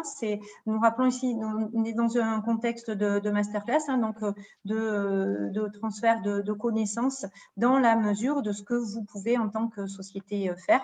Et je suis convaincue que nos participants peuvent aisément le comprendre. Néanmoins, étant donné que vous êtes parfaitement intégrés à cet écosystème azuréen et plus largement numérique, on vous retrouvera, c'est probable, pour vos avancées dans les mois futurs.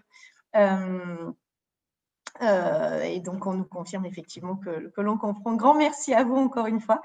Écoutez, il ne nous reste plus qu'à vous souhaiter une belle continuation de journée. Pour celles et ceux qui veulent nous rejoindre à 2h10 ou encore en direct hein, sur la chaîne YouTube de Télécom Valais. À tout à l'heure pour la masterclass de l'Université Côte d'Azur.